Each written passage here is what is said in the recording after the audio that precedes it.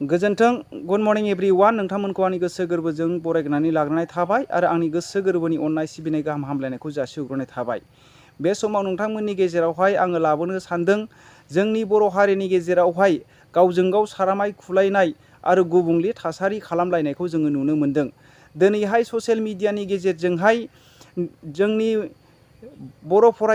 दुलाराय बर' फरायसा आफादनि आफादगिरि दिपेन बर'आ दिनैहाय माखासे ट्राइबेल ब्लकनि बाथ्राखौ लानानै आरो माखासे दिनैहाय एडुकेशन सेक्टरखौ लानानै बिमायनो जोङो ससियेल मिडियायाव नैबे साननैसोनि गेजेरावहाय जोङो दुखु फोरमायनायखौ जों नुनो मोनदों।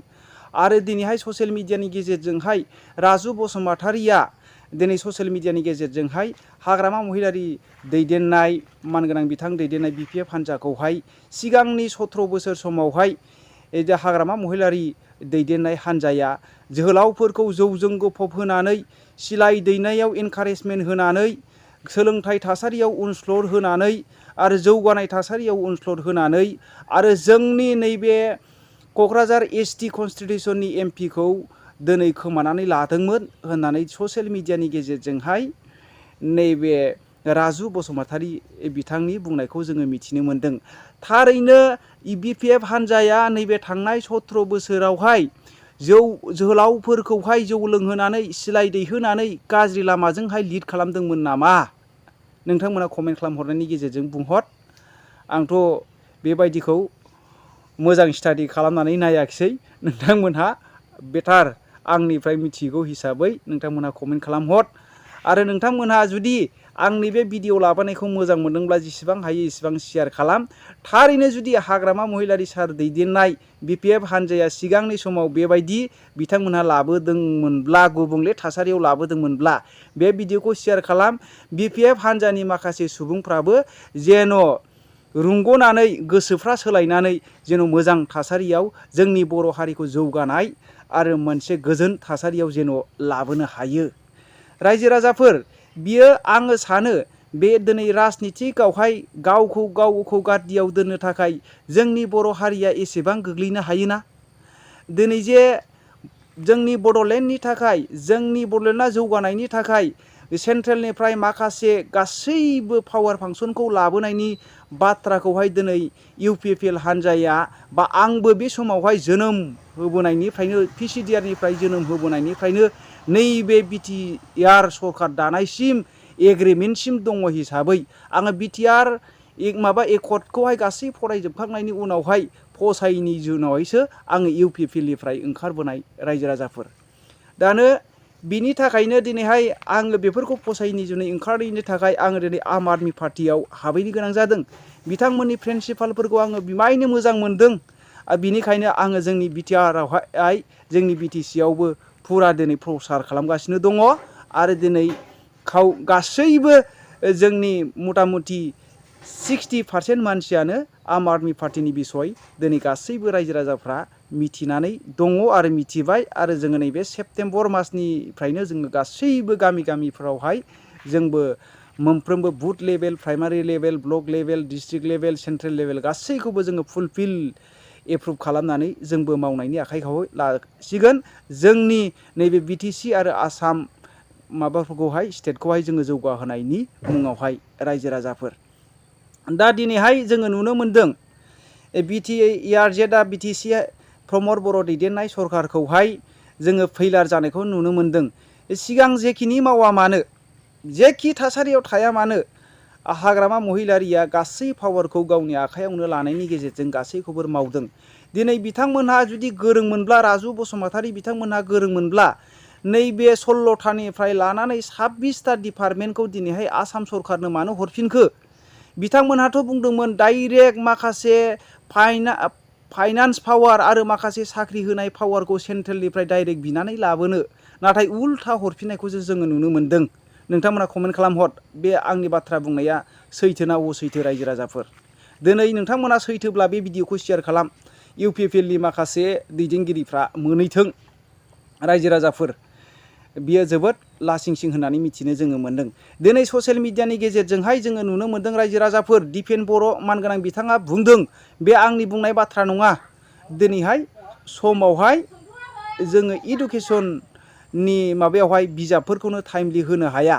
दा नै सेप्तेम्बर मासावहाय 6 दाननि एग्जाम जानो थांगासिनो दङ, आनजाद जानो थांगासिनो दङ। दासिमबो बिथांमोनहा नैबे गरम बन्दनि गेजेरावनो गासै बिजाबफोरखौहाय डिस्ट्रिबिउसन खालामनांगौमोन, दासिमबो बिथांमोनहा होनो हायाखै।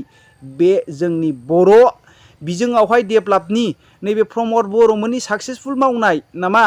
रायजो राजाफोर नोंथांमोनहा कमेन्ट खालामहर। आंथ' जोबोद दुखु मोनदों बेफोरखौ।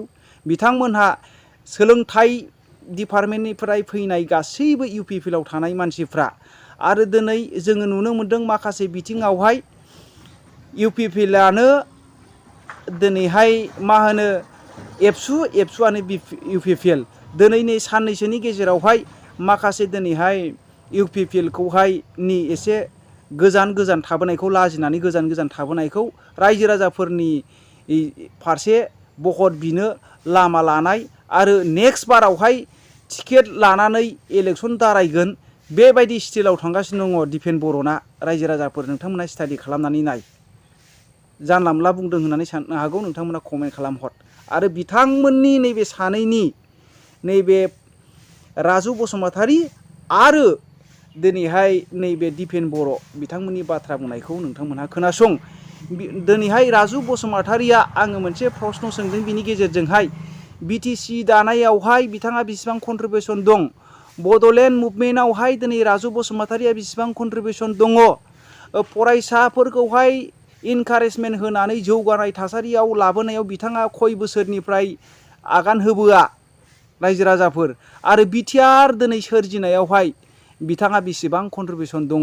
दिनै नोंथांमोनहा कमेन्ट खालामहरनायनि गेजेरजों बुंहर।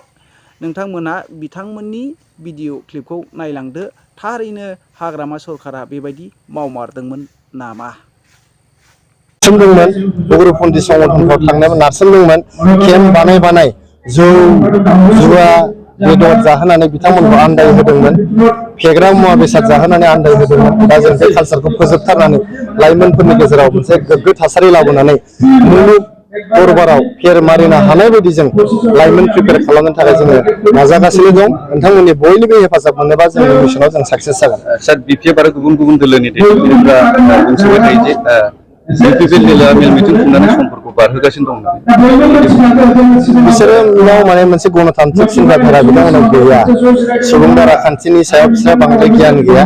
खालि सिगि सग' बुनाय सोनाय दाबि धमखि बेखौल' बिथांमोना बुजियो। जों जाबाय मोनसे गणतान्त्रिक बा सुबुं राजखान्थियाव फोथायग्रा मोनसे हान्जा।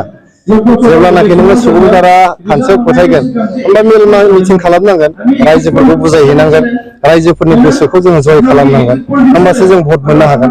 जोंथ' सिगिग्रा मानसि नङा, बुग्रा मानसि नङा, जोंनावथ' हाथियार गैया। जों जाबाय सिम्पोल गरिब दुखिया न'खरनिफ्राय फैनाय जों माने लाइमोनफोर बा मानसिफोर। जोङो सिगि सग' खालामनानै भट लानो हानाय नङा। बे BPFनिसो कालसार। जोंनि कालसारा जाबाय रायजोनि गेजेराव थानानै रायजोजों मेल मिटिं खालामनानै रायजोनि साजेसन लानानै बिथांमोननि आशीर्बाद लानानै अननाय लानानै बिथांमोननि गोसोखौ जय खालामनानैसो जोङो राजखान्थि खालामगासिनो दं। बर' ছাত্র সন্থা BTC সেক্রেটারিয়েট এই সভাকক্ষত বিটিআৰৰ প্ৰধান প্ৰমোদ বড়ো ডাঙৰীয়াৰ নেতৃত্বত বা অধ্যক্ষতাত বিটিআৰৰ principal secretary, director of education আৰু আটাইবিলাক DO আৰু inspector of school BO DI শিক্ষা বিভাগৰ সমগ্ৰ বিষয়া ইয়াত আমি একেলগে আলোচনাত মিলিত হওঁ। আৰু ইয়াৰ প্ৰায় 18 দফীয়া ইয়াত দাবী চনত লৈ পেলাই আমি আলোচনা কৰিছিলোঁ। মুখ্যমন্ত্ৰী ডক্টৰ হিমন্ত বিশ্ব শৰ্মা ডাঙৰীয়াৰ লগত যি আমাৰ আলোচনা আছিল আগত, ইয়াৰে মাইনোটছ শিক্ষামন্ত্ৰী ৰণোজ পেগু ডাঙৰীয়াৰ লগত আমাৰ যি মাইনোটছ হৈছিল, সেই মাইনোটছৰ ওপৰত আৰু অতিৰিক্তভাৱে মূল বিষয়টো আছিল যে ইয়াত 6.3 বিটিআৰ শান্তি চুক্তি মতে বিদ্যালয় প্ৰাধিকৰণ 10টা মহাবিদ্যালয় প্ৰাধিকৰণ হৈ গ'ল, 16টা এতিয়াও আছে। High school, higher secondary, LP, ME প্ৰাধিকৰণৰ বিষয় পুংখানুপুংখভাৱে আমি আলোচনা কৰিছোঁ। আৰু ৰাজ্য চৰকাৰে যিখিনি তুৰান্ত কৰিব লাগে, কাউন্সিল চৰকাৰে কৰিব লাগে, এই বিষয়টো আজি আমি আলোচনা কৰিলোঁ। ইয়াৰ পিছতে সিংগল টিচাৰ যি এটা ডাঙৰ বিষয়, যাৰ নেকি শিক্ষা বিভাগত এতিয়াও ক্লাছবিলাক সুচাৰুৰূপে হোৱা নাই, টেট এপইণ্টমেণ্ট যোগেদি 1200 টেট এপইণ্টমেণ্ট হ'ব লগা আছে, এইটো চূড়ান্ত কৰিবৰ কাৰণে আমি দাবী জনাইছো। আৰু ইয়াৰ পিছতে ৰেচনেলাইজেশ্যন কৰি পেলাই কোনো বিদ্যালয়ত যাতে ছিংগল টিচাৰ নাথাকে তাৰ কাৰণে আজি আমি আলোচনা কৰিলো। ইয়াৰ লগতে যিখিনি টেক্সট বুক সময়মতে পাব লাগে, এপ্ৰিল মাহত এই বছৰৰ একাডেমিক সেশন আৰম্ভ হৈছে, গৰম বন্ধ উকলি গ'ল, ফাৰ্ষ্ট ইউনিট টেষ্ট গুচি গ'ল, এতিয়া গৰম বন্ধৰ পিছত আগষ্ট মাহত ক্লাছ চলি আছে, ছেপ্টেম্বৰ মাহত হাফ ইয়াৰলি আহিব, কিন্তু এতিয়ালৈকে প্ৰায় 6000ৰ অধিক বিভিন্ন যি ছাবজেক্ট আছে তাৰ পাঠ্যপুথি এতিয়ালৈকে অহা নাই। আৰু ইয়াৰ কাৰণে আমি অসম চৰকাৰ, অসমৰ শিক্ষামন্ত্ৰী, মুখ্যমন্ত্ৰী ডাঙৰীয়াক, আমাৰ বিটিআৰ প্ৰধান ডাঙৰীয়াৰ যোগেদি আমি আহ্বান জনাইছো, দাবী জনাইছো যে এই যে শিক্ষা বিভাগৰ পাঠ্যপুথিৰ যি এতিয়ালৈকে ডিষ্ট্ৰিবিউশ্যন কৰা নাই, বিনা পাঠ্যপুথিৰে ক্লাছ কৰিব লগা হৈছে, পৰীক্ষা দিব লগা হৈছে, বৰ্তমানে কৰি থাকিব লগা হৈছে, তাৰ কাৰণে পৰ্যাপ্ত সময়মতে